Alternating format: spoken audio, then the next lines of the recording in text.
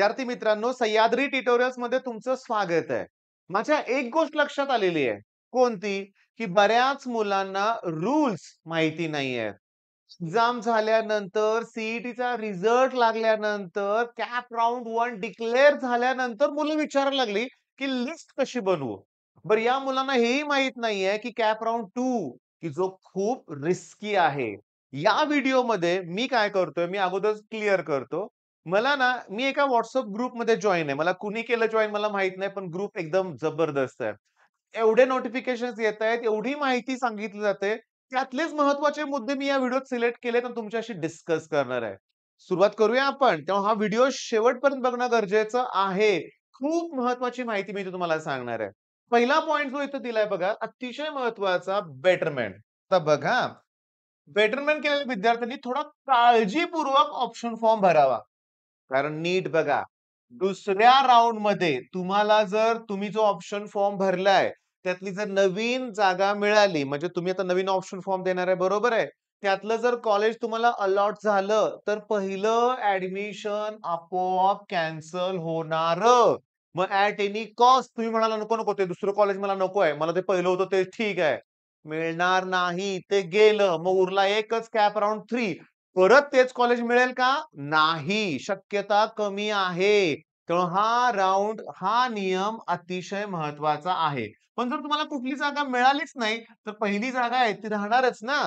तेव्हा तुम्ही obviously cap round 1 चा जो फॉर्म आहे तोच आहे तसा ठेवू शकता का? तो पण मी नियम नंतर डिस्कस करणार आहे.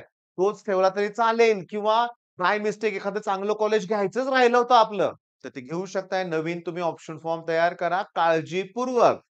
तर नेक्स्ट मी तुम्हाला सांगतो. बघा हा पॉइंट काय आहे. पहिल्या राउंडमधून बेटरमेंट करून आलेले विद्यार्थी पुन्हा एकदा बेटरमेंट करून तिसऱ्या राउंडमध्ये जाऊ शकतात. जर तुम्हाला सेकंड राउंडमध्ये कुठलं कॉलेज मिळालं, तरी तुम्ही बेटरमेंट करू शकता. नाही मिळालं तरी सुद्धा बेटरमेंट करता येतं. म्हणजे कॅप राउंड 3 आहेच अजून 2 नंतर सुद्धा. बरं, आता महत्वाचं म्हणजे काय बघा, बघा आता आणखीन एक महत्वाचं बरं का, मुलं घाबरलीत कुठं माहितीये का, की जागा शिल्लकच राहिल्या नाहीत. 0-0-0 जागा दाखवतायत. म्हणजे तुम्हाला बऱ्याच ठिकाणी शून्य जागा दिसल्या. याचा अर्थ तो ऑप्शन टाकायचा नाही असे अजिबात नाही. म्हणजे मला कराड मेकॅनिकल हवाय. जागा तर तिथं शून्य आहेत. ते ऑप्शनमध्ये घ्या. तुम्हाला जे कॉलेज पाहिजे, त्या कॉलेजची जी ब्रांच पाहिजे ती तुम्ही घ्या. ती जागा बुक केलेली आहे. अशा जागा रिकाम्या दिसत नाहीत. पण ते सगळेजण बेटरमेंटसाठी ट्राय करतायत ना. त्यांना जर बेटरमेंट करून दुसरी जागा मिळाली, ती ती पुन्हा ओपन होईल ना. आलं का ध्यानात? म्हणजे तुम्हाला समजा, आता हे विद्या प्रतिष्ठान बरं का व्ही-पी. कॉम्प्युटर पाहिजे समजा फॉर एक्झाम्पल आणि तिथे जागा नाही असं दाखवतंय, 0 आहे. तरी तो ऑप्शन टाका. कारण ज्याला व्ही कॉम्प्युटर मिळालेला आहे, तो पुढच्या राउंडमध्ये तो पण बेटरमेंटसाठी ट्राय करत असेलच ना. मग त्याला जर नवीन जागा मिळाली, तर त्याची ती जागा आहे ती जाणार आणि ती मग दुसऱ्याला तुम्हाला मिळू शकते. म्हणजे ही आता भीती दूर झाली का? 0 जागा आहेत असं नाही आहे. म्हणजे आपण इथं सांगू का व्हेरी रिस्की राउंड लिहिलंय ना, मी तुम्हाला सांगतो इथं असं लिहितो मी. बघा नीट लक्ष द्या. 0 सीट्स इन कॉलेज किंवा इन कॉलेजेस म्हणूया आपण. हा एक महत्वाचा पॉइंट आहे. हे मला बऱ्याच मुलांनी विचारलंय, की जागाच नाहीयेत, 0 जागा आहेत, काय करू? तर सांगतो ती काळजी करायची नाही. तुम्हाला पॉइंट क्लिअर झालाय. तुम्ही त्या जागा ऑप्शन घेऊ शकताय. आता दुसरं, कॅप राउंड 2 चा ऑप्शन फॉर्म भरताना शिल्लक जागा पाहण्याची अजिबात गरज नाही. तोच पॉइंट आपण आता क्लिअर केलाय, की किती जागा शिल्लक आहेत हे काहीही बघत बसू नका.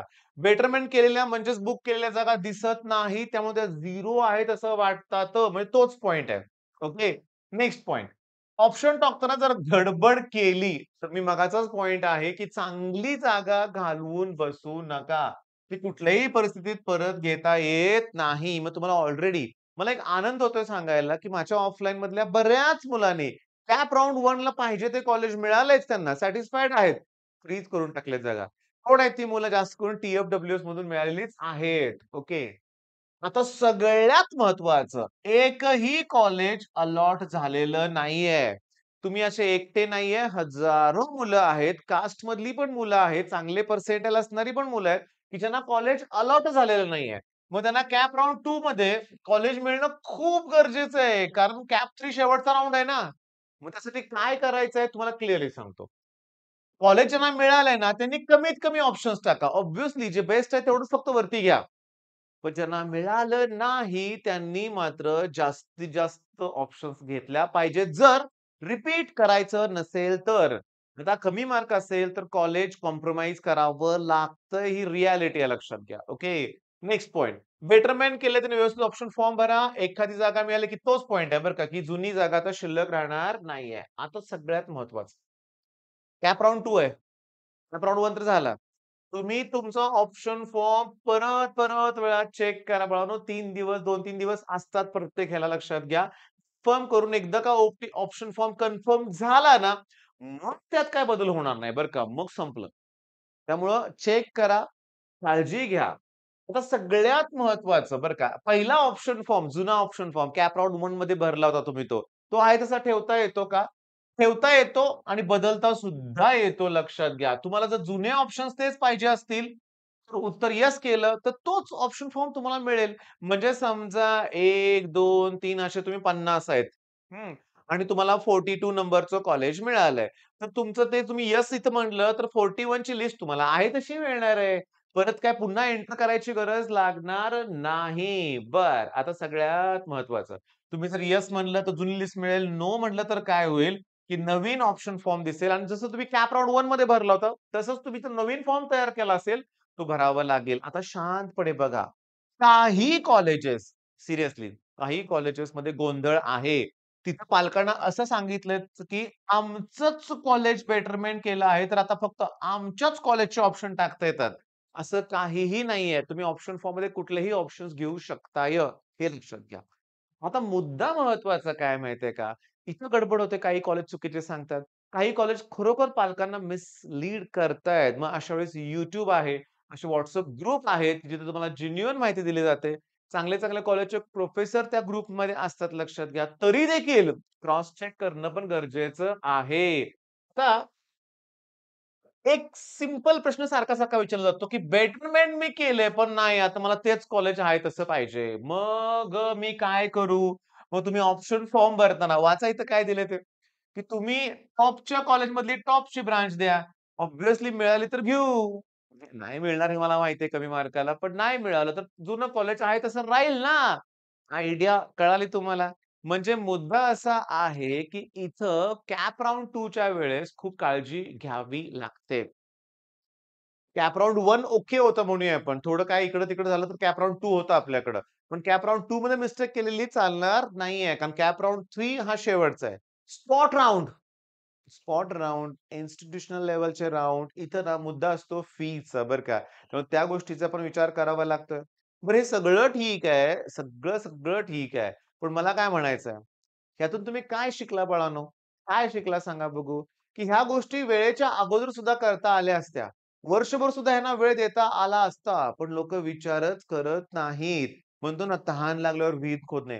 ऑप्शन फॉर्म भरायची वेळ आली ना, तेव्हा आपण कॉलेज शोधतोय. मग वर्षभर का नाही बघितलं?